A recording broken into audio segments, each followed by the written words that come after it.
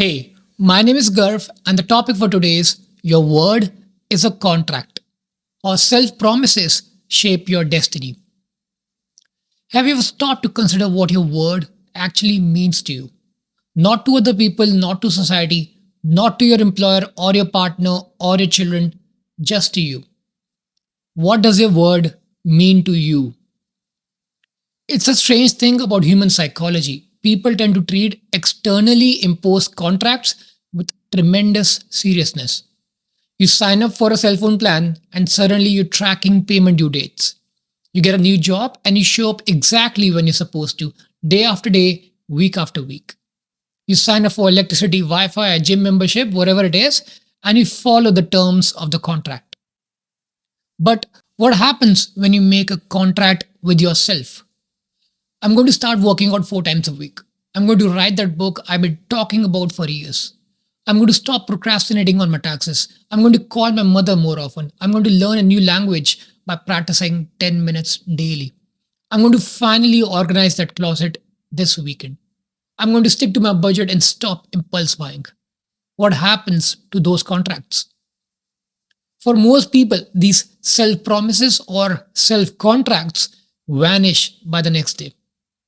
Gone, forgotten, abandoned without a second thought. And you know what? That's a problem. Because if you cannot trust yourself to keep your word to yourself, then who exactly can you trust?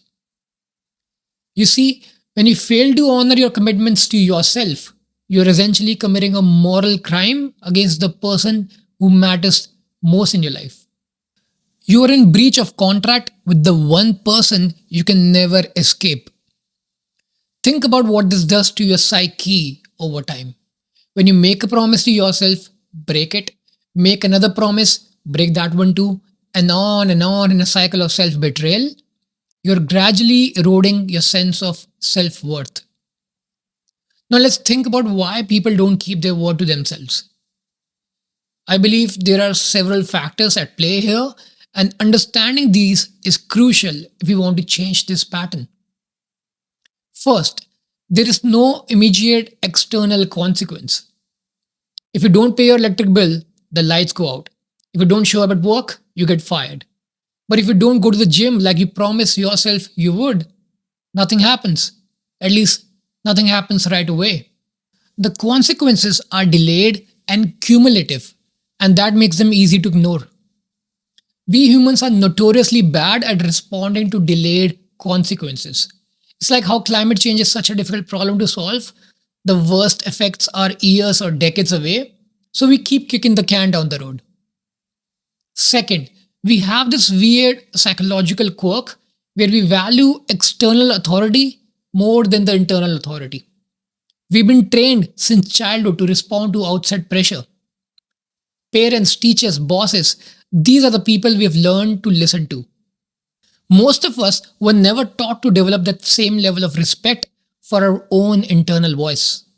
In fact, many of us were actually taught the opposite, to ignore our own needs and desires in favor of external expectations.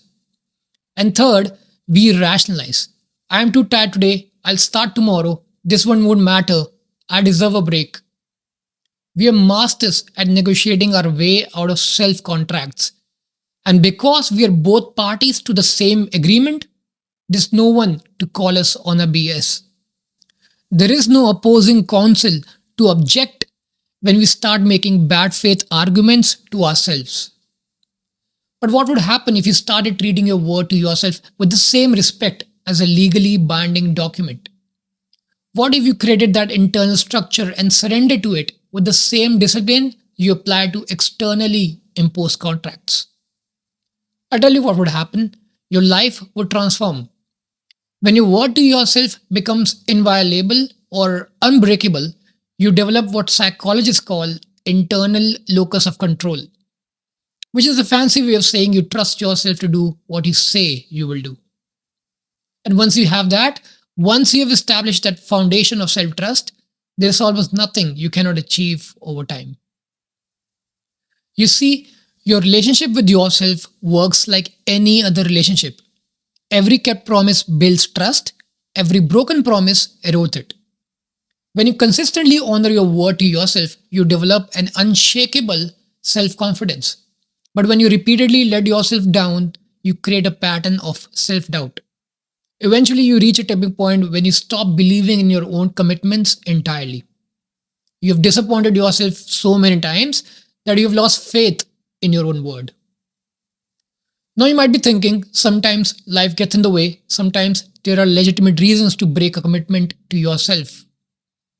And you're right, there will be times when circumstances genuinely prevent you from keeping your word. But those should be rare exceptions, not the rule. And even in those cases, you should treat the broken commitment with the same seriousness it deserves. If you had to break a contract in your job or a business, you wouldn't just ghost them, right? You'd call them, explain the situation, negotiate new terms, and make good on your obligations as soon as possible. So, why should it be any different with yourself? If you can't keep a commitment to yourself, acknowledge it explicitly, understand why it happened, and recommit with a clear plan for how to avoid the same issue in the future. I also want to emphasize that this doesn't mean you need to be perfect. Far from it. This is not about setting impossible standards and then beating yourself up when you fall short. This is about setting realistic commitments and then honoring them consistently, regardless of whether you feel like it in the moment. If we are honest with ourselves, most of the time we break our self contracts is not because of genuine emergencies, but because of momentary discomfort. So here's what I propose: start small. Make one commitment to yourself that you know you can keep. Maybe it's drinking a glass of water first thing every morning. Maybe it's 5 minutes of meditation before bed. Maybe it's walking up the stairs instead of taking the elevator. Something small, something simple, but something specific. And then keep that commitment as if your life depended on it. Because, in a very real sense, the quality of a life does depend on it. Treat that commitment as sacred. Do not negotiate with yourself. Do not entertain excuses. Just do it. This perspective has helped me tremendously in my own life. There was a time when I would make big plans for myself, write a book, learn different skills, transform my physique. But I would rarely follow through. I was full of good intentions, but weak on execution. And the more this happened, the less I believed in myself. The turning point came when I started treating my commitments to myself as non negotiable contracts. I began with small promises: 10 push ups every morning, writing 300 words a day, meditating for 10 minutes, learning Portuguese 15 minutes on Duolingo every day, writing a blog, or making one YouTube video a week. As I kept these promises consistently over the last few years, I gradually rebuilt my self trust. And from that foundation, I was able to take on bigger challenges with confidence.